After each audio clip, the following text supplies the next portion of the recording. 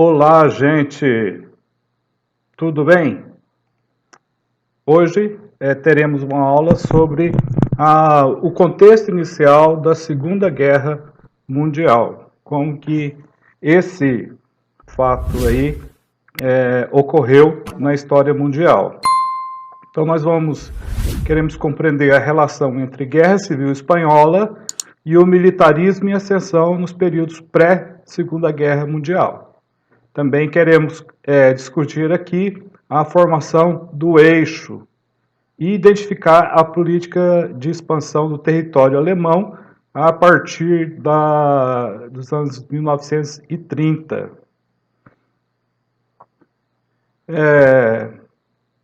A Guerra Civil Espanhola, que ocorreu entre os anos de 1936 e 1939, na Espanha, a Frente Popular, de vertente política de esquerda, venceu as eleições.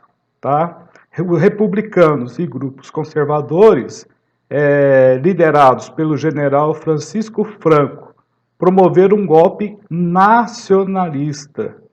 Então foi uma tentativa de golpe que foi derrotado por um movimento popular. E isso vai desencadear uma guerra civil na Espanha. As forças nacionalistas de Franco receberam o apoio da Itália, de Benito Mussolini, e da Alemanha, de Adolfo Hitler, enquanto que a Inglaterra, a França e os Estados Unidos se declararam neutros no que diz respeito a essas questões domésticas, ao conflito doméstico na Espanha. Tá? Os alemães, eles vão fazer aquilo que nós chamamos de vão utilizar a Força Aérea Alemã para, de certa forma, inibir os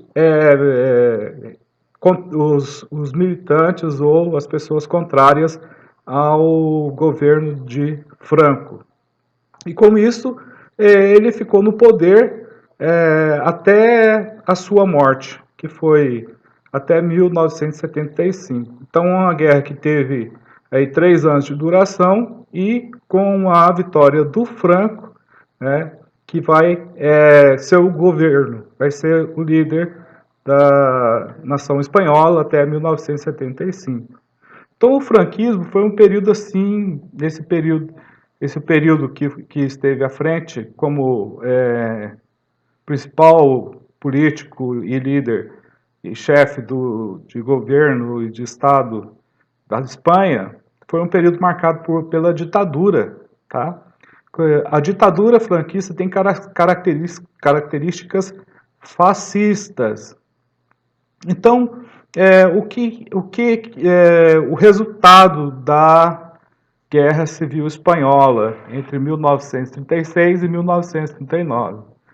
500 mil pessoas ficaram mortas, muitas cidades foram destruídas, e o exército alemão usou a guerra para testar as tropas e técnicas militares, possivelmente para um possível ensaio para uma eventual guerra mundial que veio a acontecer entre os anos de 1939 e 1945, a famosa Segunda Guerra Mundial. Então essa foi o conflito espanhol, a Guerra Civil Espanhola. Como se deu então a formação do eixo? O eixo que nós vamos citar aqui é o eixo Roma-Berlim. Essa formação começou lá em outubro de 1936, quando a Alemanha e a Itália fizeram uma aliança. Essa aliança é conhecida como Pacto Antikomintern. E esse pacto foi feito em novembro de 1936. Posteriormente, o eixo integrou o Japão ao acordo. Qual era o objetivo da formação desse eixo? Lutar contra a expansão do comunismo. e apoiar-se mutuamente em ações de expansão territorial. Então, inicialmente, eles vão ter um objetivo que é o de destruir o comunismo. Adolfo Hitler, Mussolini e o líder japonês. Tá? O nome do líder japonês é o embaixador japonês Kintomo Mushakoji, que foi o ministro aí que assinou o pacto anti-Comintern. Bom, o expansionismo japonês deu início aí no século XX, o Japão veio a se tornar, nesse século XX, uma potência industrial. E possivelmente, com certeza, a única potência industrial de toda a Ásia. Hoje já é diferente, tá?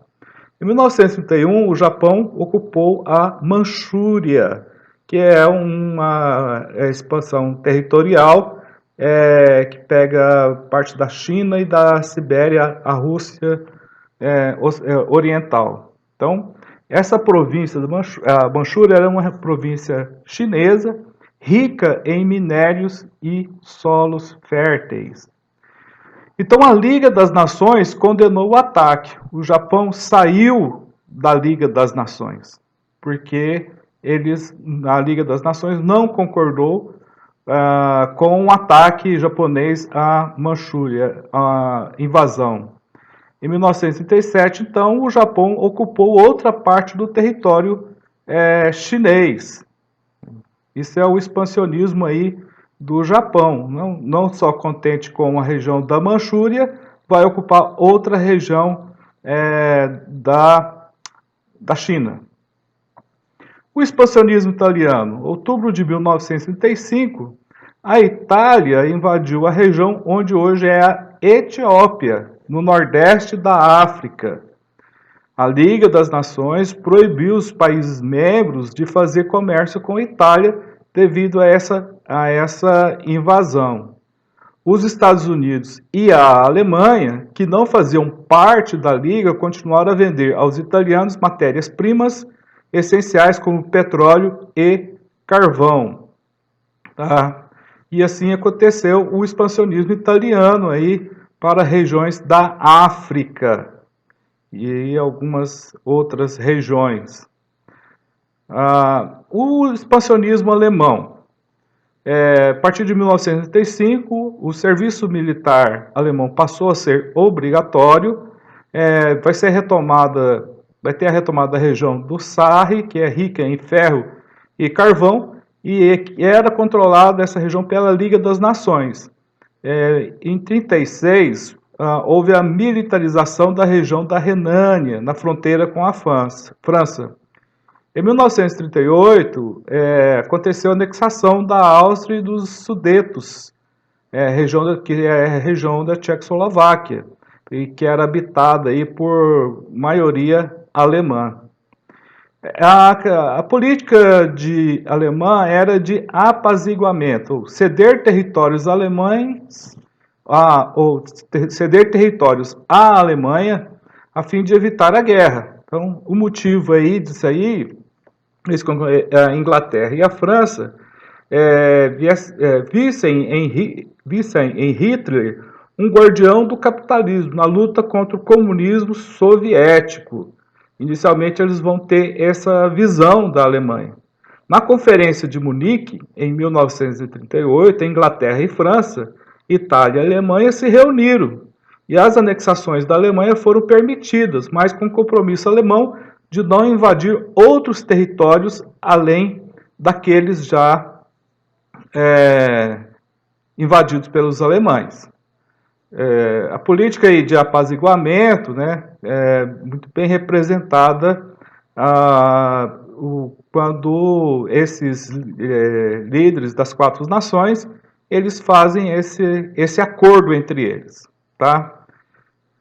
A partir de março de 1939, os nazistas anexaram a Tchecoslováquia inteira, desrespeitando o que havia sido combinado em Munique. Então, o acordo feito com a França e a Inglaterra caiu por terra, porque aí o Hitler invadiu outros territórios fora daqueles que ele já havia invadido.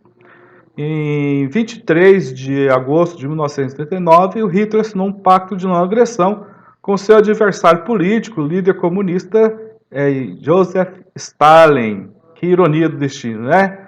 Ele antes fez um acordo com as nações capitalistas e agora ele faz um acordo de não agressão com a União Soviética.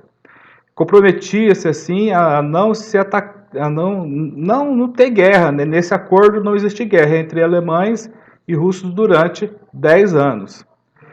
E secretamente decidiram ocupar e dividir a Polônia, tá? O país da Polônia. Então eles fizeram esse acordo e, né, a gente vai ver em outras aulas que isso vai ser não vai vingar, tá? Até a próxima aula.